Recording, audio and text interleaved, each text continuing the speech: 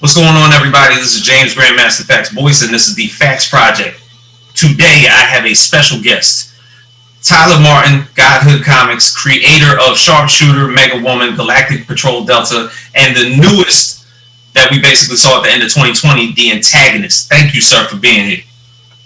Hey, man, my pleasure. I have been wanting to be here for a long time. Hey, I appreciate you just biding with me through the technical difficulties, and I apologize. Well, I feel like at this point, I feel like that's my fault, man. It never happened before. I feel like I'm bringing some antagonistic energy over here. Hey, man, that's a good segue, by the way. All right, so when did Godhood create its Godhood Comics start? So it's kind of like judging the first date versus the first time you know. So it originally started in 2014 when I really started to create these characters, get them drawn up. I had the logo and started, being very active on Facebook and connecting with other creators. But we really got it copywritten and legalized in 2017. So 2017 is the actual formation of the company, but I started working on it back in 2014. Ah, cool. Yeah. Now, pretty much like when you started right out the gate, you had a boatload of characters. We weren't necessarily in the same type of space where we are now, where the pandemic happened and a lot of us were pretty much sheltering in place and putting out a lot of indie comics through social media and everything. So pretty much the introduction to you was more so the cons than anything?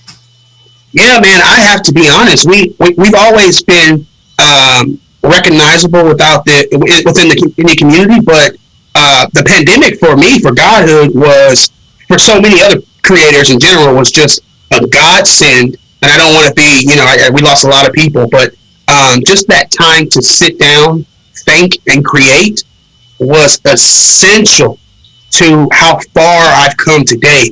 Our growth in analytics on social media, the pandemic and me losing my job and me deciding to quit another one and do this full time, bro. Yeah, for us, the pandemic was the real birth of Godhood Comics. Now, when you look at it in the scale of basically how last year went, you dropped Antagonist. Actually, you dropped two projects in 2020. Because didn't you drop Sharpshooter around March? Yes. And then we got Antagonist around 2020. Yes. At the end of 2020, I say December.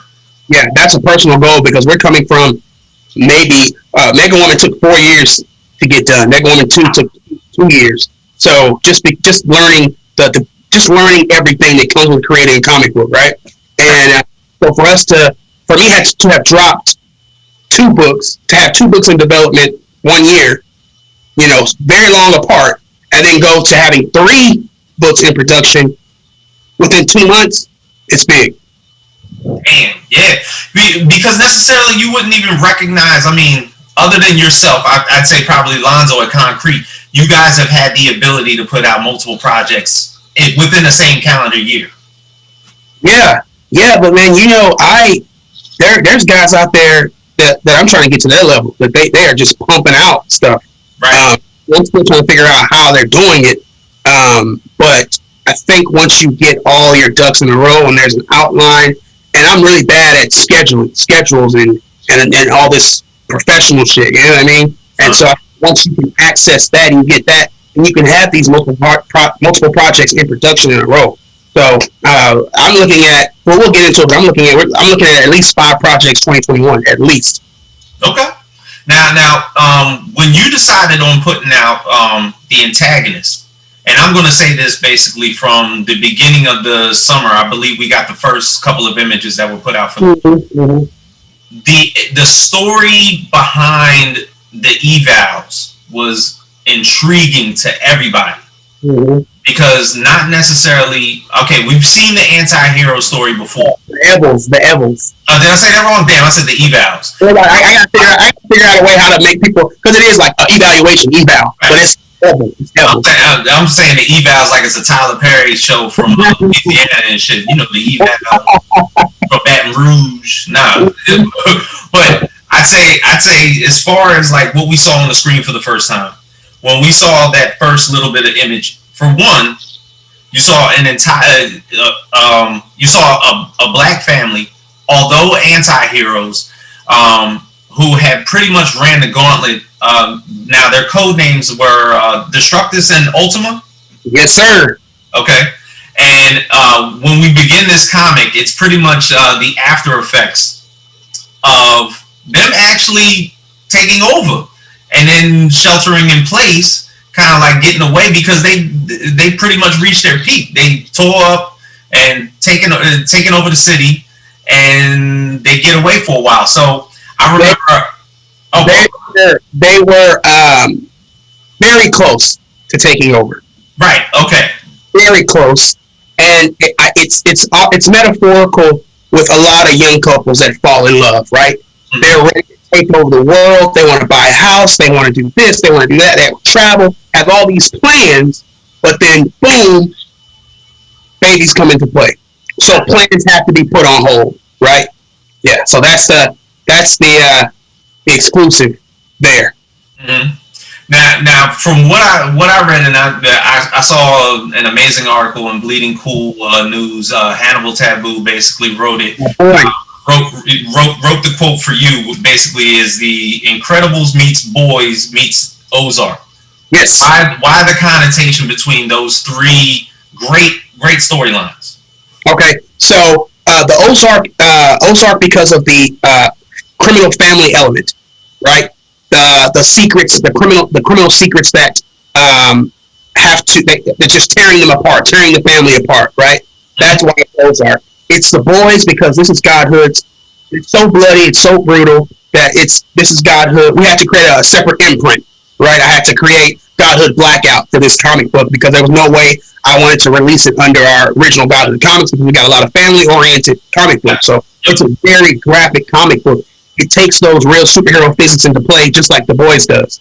And then The Incredibles because of the superhero nostalgic kind of stereotypical comic book. Gotcha.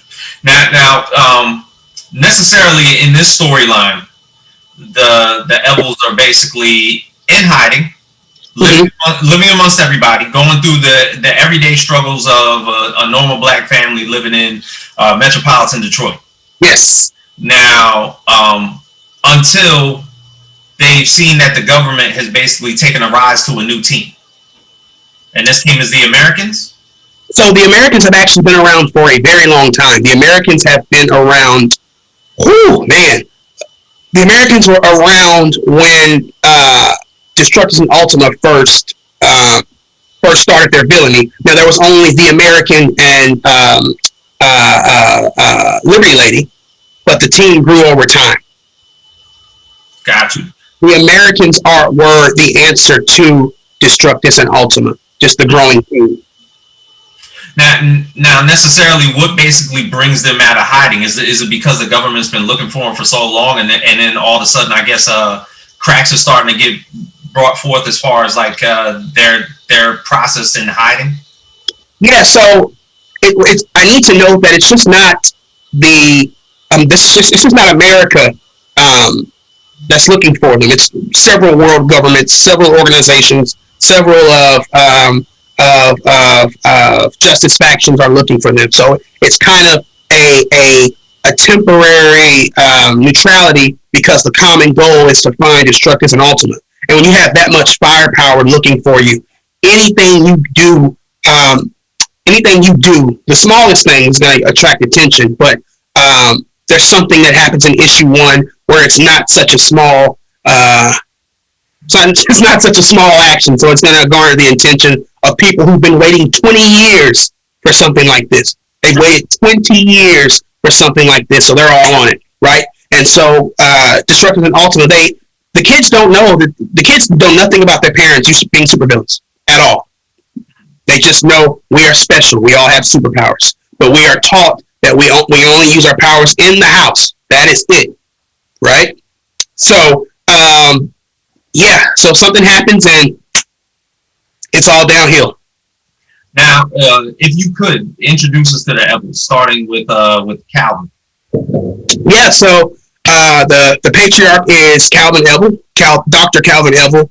Um, which the reason why I love the first 2-3 issues because you have almost a 30-year history, right? From when Tanya and Calvin first meet to them getting superpowers, all the way up until when the government hunts them down. But yeah, Calvin is a very calculated, cool, very smart, incredibly smart, strategic tactician.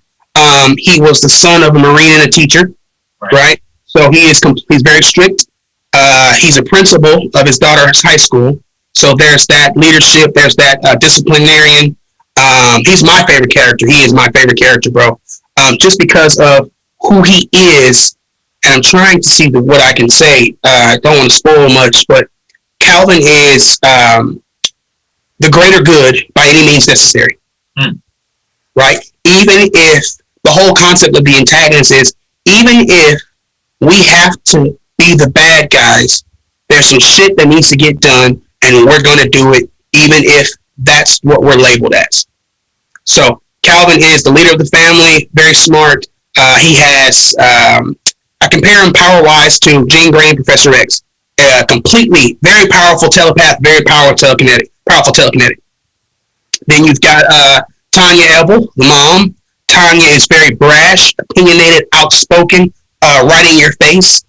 She was a powerhouse. Even when they were younger, Calvin was more reserved, and she was like, "Yo, let's do this, let's do that."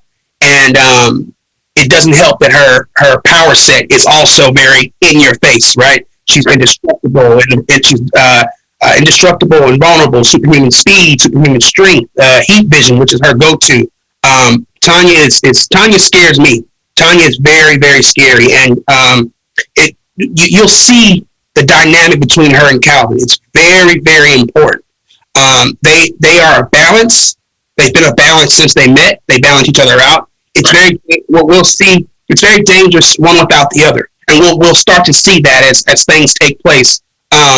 What's really saving everybody is their bond, right? But once these things start to shift, I'm very afraid to, even as the creator and writer, I'm very afraid to see the characters, what happens to them if Tanya and Calvin ever split up or go their separate ways or whatever the case may be.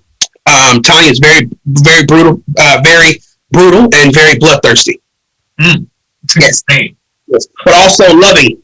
In motherhood, I keep going back to she's a she-wolf. She is very loving, very protective, and very ferocious. You mess with her children, you are going to die. That's a fact.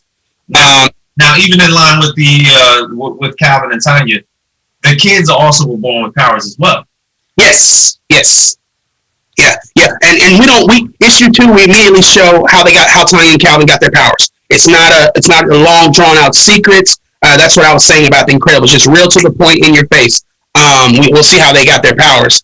And then there's the firstborn son, Traylon Evil. You'll see how he came into play and how he was the reason of the couple's retirement from villainy. Traylon is very much the opposite of his mom and the opposite of his dad. He doesn't want any part in anything, right? He likes to chill. He wants to be by himself. He doesn't want to be in any drama. Trey is probably the most powerful of the family, in my opinion, and his superpower is regenerative healing, on par with Wolverine and Deadpool, so he can grow back limbs and things like that. The best part about it, he doesn't know the extent of his power because he's never had his head chopped off. He's never been shot. Why would he have been shot? You know what I mean? So none of the family know the extent of his power. Trey is a fighter. He loves sports. He loves MMA. He's been fighting MMA since he was about 10 years old until his power started to kick in. And obviously mom and dad say, no more fighting. No more fighting. Because if you can take a punch and your nose is broken and everybody sees it's healing next, we're done. So Trey doesn't like the fact that he's not been able to fight. And so Trey has been fighting secretly, underground. So there's an issue that no one knows that, So then next we have Aaliyah Ebel. She's the daughter. Aaliyah is very, very powerful. She's a spoiled little brat. The Evels are a very wealthy family. Mom's a real estate agent.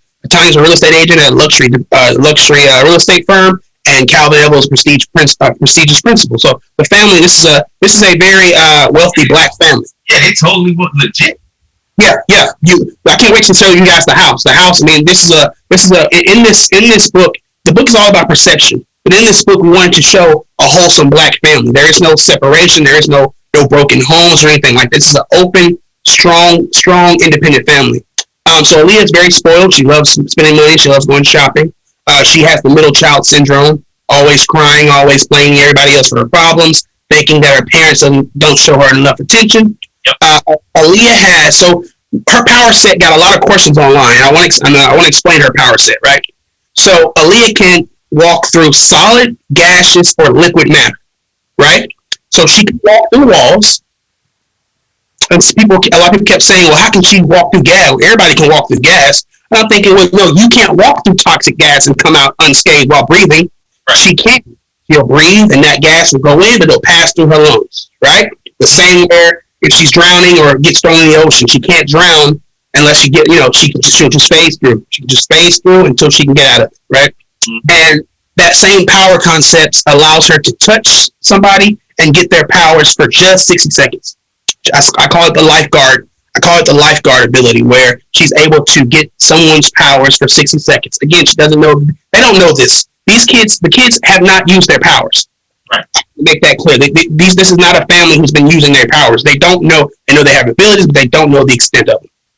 Okay. And then there's the youngest kid, who is the most scariest, is Taj Evel. Taj is 8 years old. He is a super genius. He's naturally smart due to Calvin's intellect. But he has a super gene, whatever you want to call it, that his IQ is extremely high, to the fact that he has cured cancer at the age of 4. Now, obviously, mom and dad, you can't cure cancer because then will get discovered. But he's got a lot of gadgets, a lot of different guns that no one knows about except for him. You know, he'll walk around and says his favorite line is that he has a shrink ray. Nobody believes it. You know, he's always threatening his siblings, say he's going to shrink them. Nobody believes it. But who knows? Maybe he does, maybe he doesn't. But yeah, that's the Evels, bro. Damn. And see, what's excellent about this storyline is that when it caught on like wildfire when you started throwing the images up. Everybody had questions. Everybody had questions pertaining to who they were. Yes. Pertaining to who the villains were, pertaining to each individual family member. And it's so far drawn out that you put this Kickstarter up for about $10,000, and it ended up doubling exactly what you wanted. It more than doubled. It did 25. I was just like, and you're absolutely right, bro. I did not expect this. We've gained 7,000 followers in 2 months. Yeah. Off the campaign, and we had so many questions.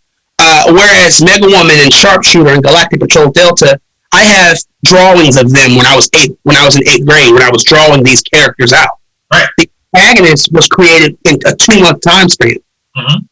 It's the rush order, and it's literally 3 months later, and this is where I'm on here talking to you. I have a hoodie on. You know, it was a rush order, bro. It's the fastest project I've ever unveiled. I mean, to be honest, it's the most relatable story out of anything that you've created so far. Not to put anything past what Mega Woman and Sharpshooter and Galactic Patrol Delta have done, but Antagonist spoke to a lot of folks. It did. It did. Because mainly because of the fact it's a family story. Yes. And not only that, it's a black family story. And you know what? One of the metaphors of the book is black people. We've had to be the antagonists for so long. Mm-hmm. The eyes of the world, we were the villains, and that's the story of it. I think that's why people connected with it. Also, is because we've all, as black people, we have all been the villain of somebody's story, right? Whether it was in a traffic stop, in a store, and get followed around, no matter what it was, we've always been the villain in our own stories. We all have stories where we were the antagonist. And so, and especially with black women, right? My mom, a lot of Tanya is based on my mom, how Tanya acts, because Tanya is, you know what? If I have to be the bad guy to get this done, then that's going to be the case, and that is the burden that Black people and Black women carry in general. I think that's why it talked to a lot of people. Word, and that's extremely true. Now, if we're talking about today, what this led to, one of the things that immediately happened, I'd say probably within that month, you also introduced the fact that you were basically going to start distribution with Black Sands Publishing. Yes. How did that come about? So my characters are my kids. They are my kids, right? And I imagine a mother or a father just giving their kids away, right? Hey, you can have my kid. There you go. The reason why I started Godhood Comics anyway is because, man, I was turning down Image Comics in 2016. When Neg Woman took over and Neg Woman kind of got this thing, I was turning down a lot of publishers. And for me, it was all about control. It was all about control. I wanted to do what I wanted to do with my characters. I knew they were great. I knew they were good. And I knew I could take them to certain levels because they're good characters and good stories. And Black Sands reached out a while ago, man. And as the Antagonist was growing, I saw their platform. I saw what they were doing financially. And it just made sense to do a collaborative deal. And so under that deal, Galactic Patrol Delta is going to be our next title, and it's going to be a collaborative effort between Black Sands and Godhood Comics. And I think that platform is going to really, really skyrocket Godhood Comics to a place where I think it should be at. So I'm very, very excited about that. What Black Sands, Manuel, what he was able to do with Black Sands is incredible, and all indie creators want to be there. And so with that deal, I'm just a little bit closer, so I'm pretty excited. Yeah, that's excellent, bro. Now, not only that, but it's led you to basically bolster investment opportunities into your company as well. Yes. Yeah. So, man, things are happening fast. Things are happening very fast, and when I say fast, it's not an exaggeration. Like I said, it's a 3-month time span, and so I have a lot of things in production right now. We also have about 4 stories in production right now. They're Antagonist shorts, so they're spinoffs of the Antagonist. Okay, is this basically like prequels from when they were Destructus and Ultima? It's prequels.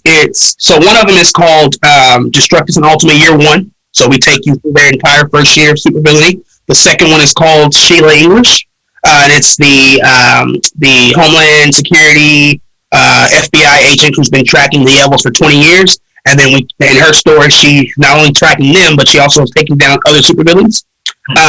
It's the American.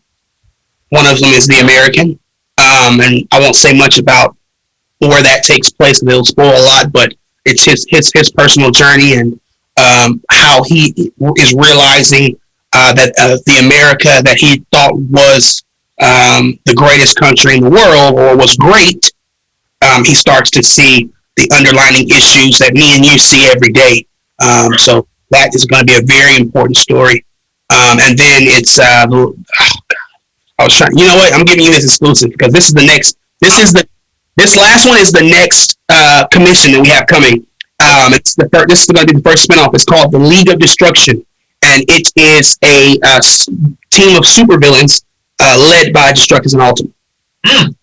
God damn. Now, is this the timeline? Is that post? Like, is that after the Antagonist? This is all these are. Other than the American, all of these are prequels. Okay, gotcha. The American is after the Antagonist, but all of these are prequels. Now, in terms of the investment opportunities, what essentially are the perks that people are hoping to achieve if they invest in your company? So, man, since we've announced that, I've actually done 5 deals, and a lot of people have reached out. I said early, I'm a very intimate person when it comes to my work. The people that have been reaching out, it's more than financial. I need to see what you can offer Godhood, if you can share my vision, and if we can grow this company to where I think it can be. So out of I want to say 20 submissions, man, I took my time. I talked to 5 people, tons of Zoom calls, tons of texting, tons of DMing back and forth. And so some of the perks would be creator credits, production, producing, you submitting, you bringing a comic book idea, boom, we'll take on the expenses and we'll publish that as part of Godhood Comics. So the perks were pretty good as a, it's now or never type of deal, because they're not going to have these opportunities with where we're headed right now, on the fast track we're headed at. Anybody that got on as an investor is going to be, it's going to be a lucrative deal. So I was excited about that. We're actually closing it tomorrow. I have one more deal to do, and then their investment round is over. That's great. So basically, for the consumer, it allows them to get the opportunity to jump into the indie world. Absolutely. Through Godhood Comics. Absolutely. And you know what I noticed is there's a lot of creators out there who haven't taken that step. Mm-hmm. They don't know how to take the step. They don't have the connections. They don't have the know-how. They have the finances. Yeah. They love comic. A lot of these guys that came on with me love comic books, have dreamed about writing their own, and they see Godhood Comics as a way to help them start on their journey. And they also have access to me. And I get hundreds of DMs a day, brother, and I just don't have the time to. I try my best, which is why I always talk about genuine. When we're on Clubhouse, I always talk about authenticity and all that. So I try my best to answer and go through and offer some help. But these investors have immediate access to me as first priority to help them with their projects, any editing, any help writing, stuff like that. So that's also a huge perk. That's dope. And note that you mentioned Clubhouse. So what we basically, I'd say that 2020 offered a lot of indie comic book creators was the fact that they had to evolve their social media to the point where not only did you stand up on 2 feet, whether it was in regards to maybe like Facebook or Instagram, but you had to jump on Twitter. People are now starting to jump on TikTok as far as indie creators are concerned. But Clubhouse is now meant like a big deal to a lot of people. Even though it's not necessarily like a black platform or anything like that, it's a social medium in order for a lot of creators to actually not only just talk with each other, but for anybody that has the interest of getting into comics on their own, it allows them to listen, take notation of the steps that are possibly made from people who have made the achievements in order to hit those goals. Mm-hmm. Now, what do you think? What is your thoughts about the two newest on the scene, whether it's been TikTok and Clubhouse? How that's basically bolstered a lot of help, promotion, and marketing for indie comics. Man, we talk about this all the time, me and the other creators, how the pandemic put a lot of people on social media that were not on social media. Exactly. Right? So whether that been because you're at work, you have an account, but you're never on there because you're at work, you're working all these hours, or you're older.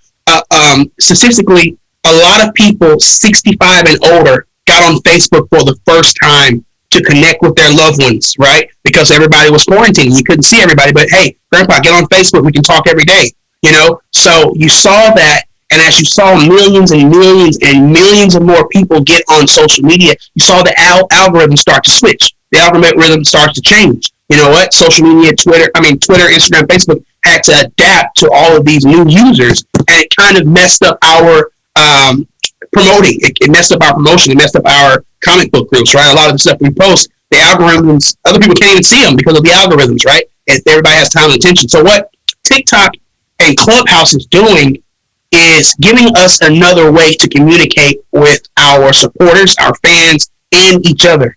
I'm not on TikTok yet. I don't have the galls to get on there yet, man. Shout out to Danny J. Quick and Lonzo Star. They are killing TikTok right now.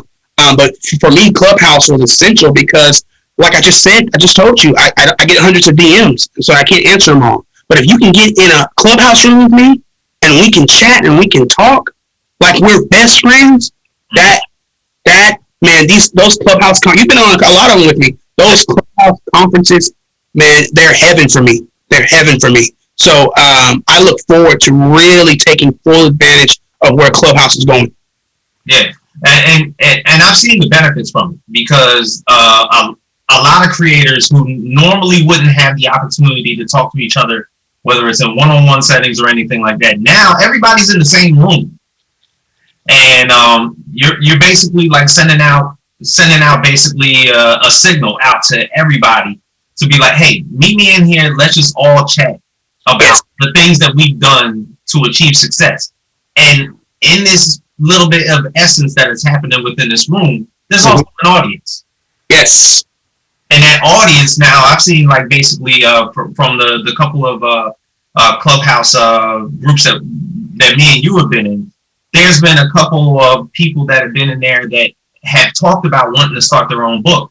And we've been able to follow them through IG, and now they're starting up their own shit, which is amazing. Yes. It offers, man, and since I've been doing these clubhouses, I'm getting more direct emails where people want to know how to start. And so for Godhood, we're about to really set up free classes and one-on-ones through Clubhouse. Clubhouse is, over the next 3 months, I am going to spend a lot of time on Clubhouse, bro. Just connecting, again, man, and I'm not trying to toot my own horn or this, but I think what Godhood does that a lot of other indie publishers or indie creators don't do is really connect with its supporters. It's a genuine brand, right? I spare no expense with artwork. I spare no expense with my storytelling. I really care about, as a comic book fan and lover, I know what I want, and I really care about the people who like our posts, who follow us, who buy our comics. So I think that's what separates us from a lot of other indie studios and creators. Now, in that sense, basically, after the Antagonist came out, what are the next upcoming Kickstarters that you guys are working on, or is any basically like new projects that are going to like hit the fold in this year, 2020? Okay. All right. So we've got Galactic Patrol Delta. We're not going to do a Kickstarter for that one. That's we talked about that. We've got the four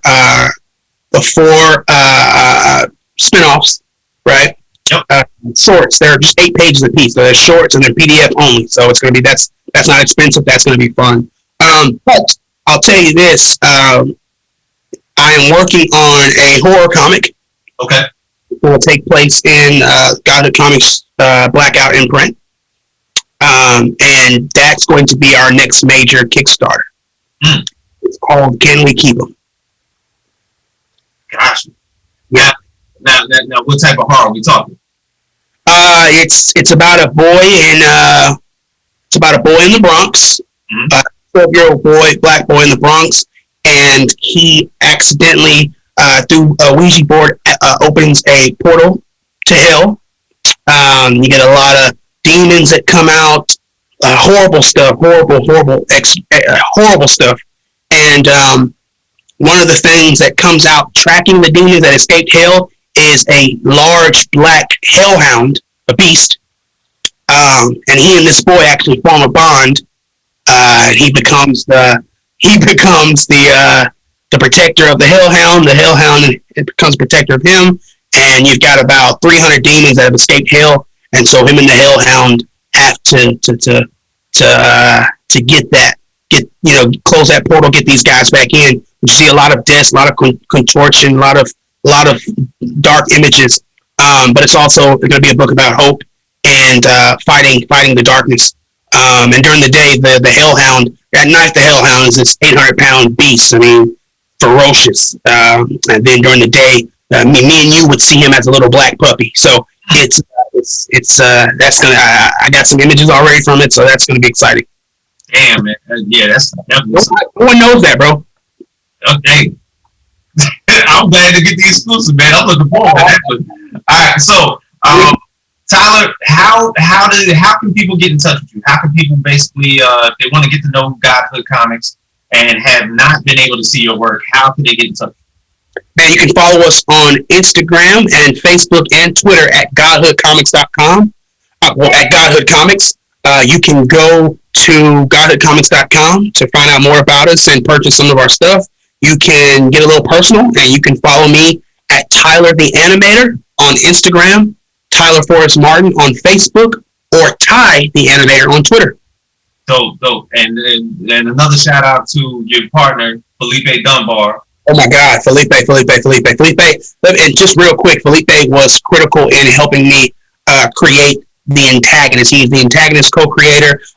Every step of the way when I'm creating these characters, when I am creating the story, Felipe's there, and I'm sending things to him, and he's sending feedback back. So this world that we kind of shaped, he was a critical part of it, and he's actually one of the writers of all by himself. He's one of the writers. His first writing gig. He's one of the writers for one of our spinoffs. So we're excited. That's excellent, man. Well, bro, I appreciate you doing this. This has been excellent. Tell Felipe I said what's happening. And Facts Project, we are out. Appreciate it.